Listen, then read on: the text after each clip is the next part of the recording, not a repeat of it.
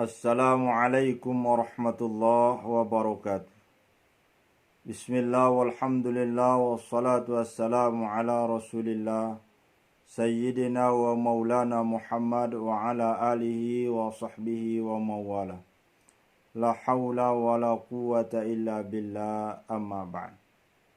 Saudara dan saudari yang dirahmati dicintai Allah subhanahu wa ta'ala, bersyukur kita dipertemukan dalam keadaan sehat walafiat. Semoga sisa usia kita dapat kita pergunakan untuk beribadah pada Allah Subhanahu wa taala dan dapat bermanfaat buat sesama manusia. Dalam kesempatan yang baik ini kita akan membahas tentang ketentuan takdir Allah Subhanahu wa taala dalam kehidupan setiap umat manusia, yang tidak akan pernah berubah sebagaimana yang telah ditetapkan dari sejak dalam kandungan ibunya. Rasulullah sallallahu alaihi wasallam bersabda, "Inna hadakum yujma'u khalquhu fi batni ummihi arba'ina yawman nutfah." Sesungguhnya setiap orang di antara kalian telah diciptakan dalam kandungan ibunya 40 hari pertama berupa sperma. Tsumma yakunu 'alaqatan mithla dzalik. Kemudian 40 hari berikutnya dia akan berubah menjadi segumpal darah. Tsumma yakunu mudghatan mithla dzalik.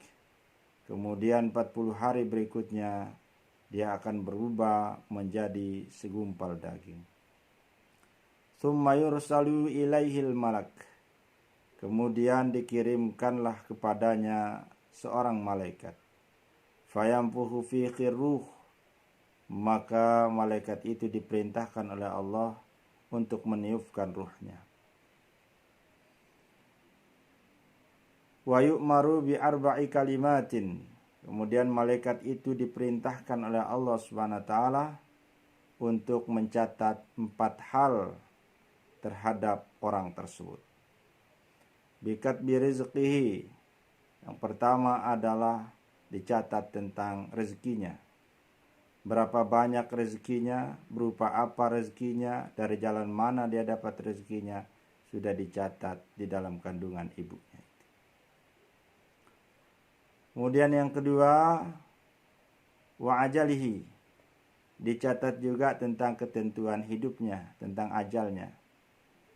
Berapa lama dia akan hidup di dunia ini, kemudian kapan dia akan mati, di mana dia akan mati, apa yang menyebabkan dia mati, maka sudah dicatat di dalam takdir tersebut. Kemudian yang ketiga, wa amalihi. Allah memerintahkan malaikat itu untuk mencatat ketentuan amalnya, perbuatan amalan-amalan apa saja yang akan dia lakukan di dalam kehidupan dunianya nanti. Kemudian yang keempat, wasyaqiyin aw sa'idin. Dicatat bagi orang tersebut apakah dia termasuk orang yang akan celaka, yang akan binasa, ataukah dia akan termasuk orang yang selamat dan bahagia. Dari hadis ini, saudara dan saudari yang dirahmati dicintai Allah Subhanahu wa taala, sangat jelas bahwa ketentuan takdir itu sudah jadi sebelum kita dilahirkan ke dunia ini. Dia tidak akan pernah berubah. Lalu pertanyaan kita, apakah dia bisa berubah dengan doa? Doa itu adalah sudah termasuk ke dalam takdir amal tadi. Apakah dia bisa berubah dengan ibadah? Tidak. Karena ibadah itu sudah masuk ke dalam takdir amalan kita itu. Lalu apa gunanya kita berdoa? Kita berdoa ke hadirat Allah itu adalah bagian dari menjalankan takdir yang sudah ditakdirkan Allah Subhanahu wa taala. Akan manfaatkah doa itu? Manfaat, karena dia sudah masuk ke dalam takdir itu. Bahwa kita ditakdirkan dulu untuk beramal dengan berdoa, maka doa kita dikabulkan itu pun sudah termaktub di dalam takdir tersebut. Namun karena takdir kita belum kita tahu, tentang ketetapan rezeki yang telah ditentukan dalam kandungan ibu kita oleh Allah Subhanahu wa taala itu. Tentang ketentuan ajal kita, kehidupan kita berapa lama, tentang amalan apa saja yang akan kita lakukan. Kemudian yang keempat, apakah kita orang yang merugi atau yang beruntung, belum kita tahu. Dan ini adalah merupakan rahasia Allah. Karena ini adalah rahasia, maka kita diperintahkan untuk mencari jalan takdir kita itu yang telah ditentukan.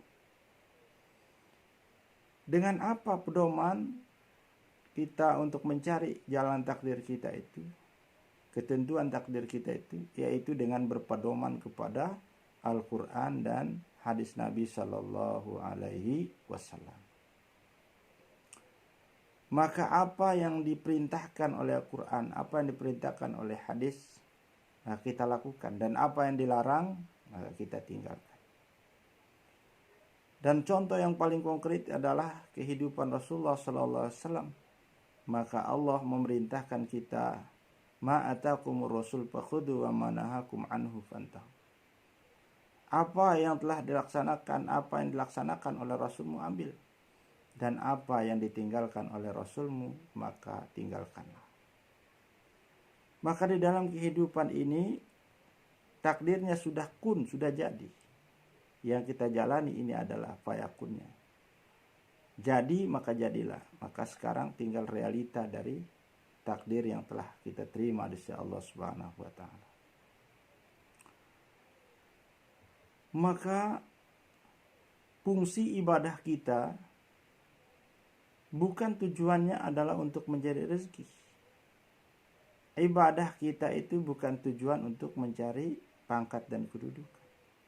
Bukan tujuannya untuk memperpanjang usia. Bukan tujuannya untuk menolak bala. Bukan tujuannya agar kita tidak sakit. Tetapi tujuan kita beribadah itu hanya untuk mencari ridho Allah Subhanahu wa taala dan mengharapkan surganya Allah kelak. Karena kalau kita ibadah itu hanya untuk mendapatkan rezeki, begitu kita tidak dapat rezeki, kita akan berhenti ibadah.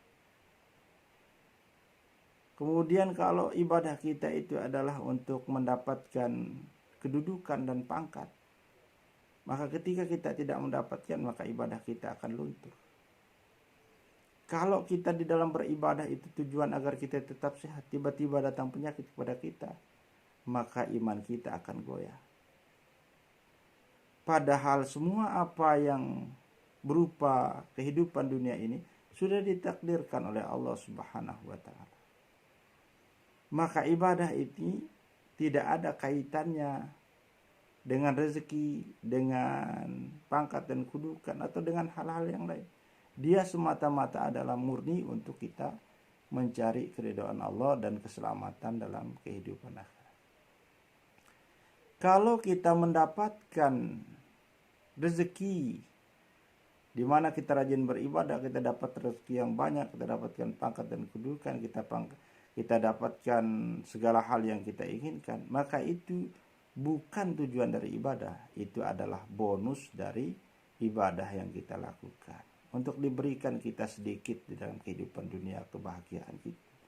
Karena nanti di akhirat akan diberikan seutuhnya, khalidina fiha abada.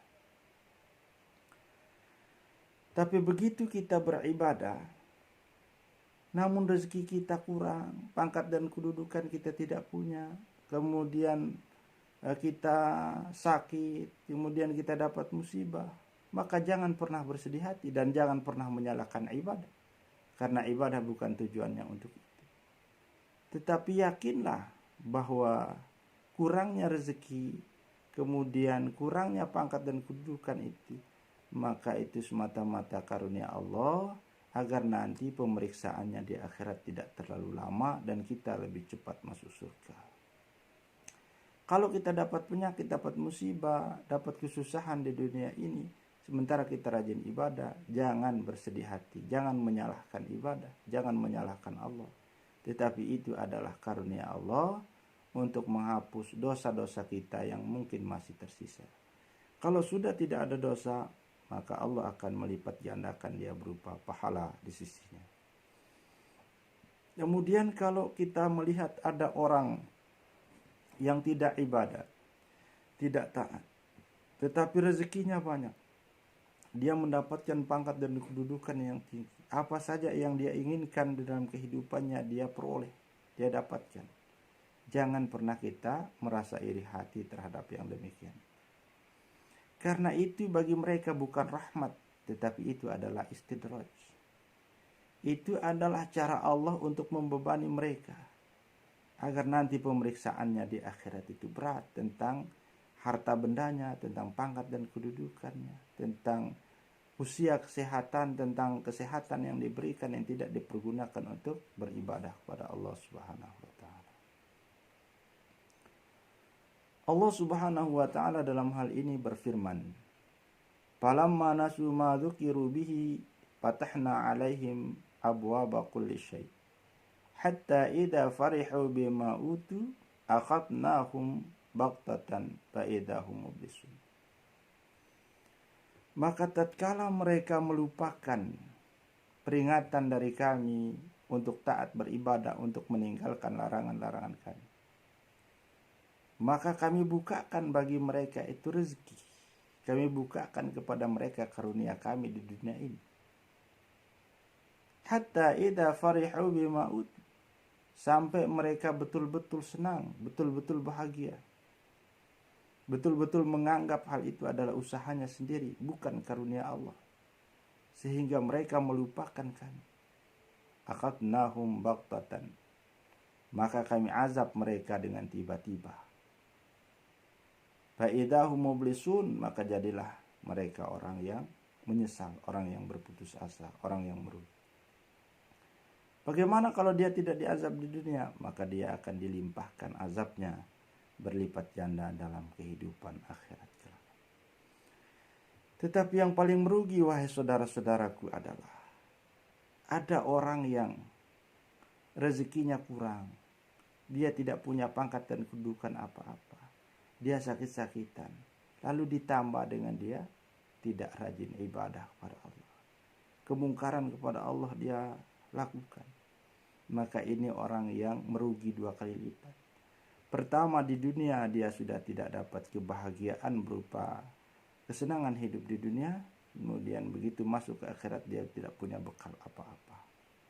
Na'udzubillah, tsumma na'udzubillah min dzalik. Semoga Allah menjauhkan kita dari yang demikian itu.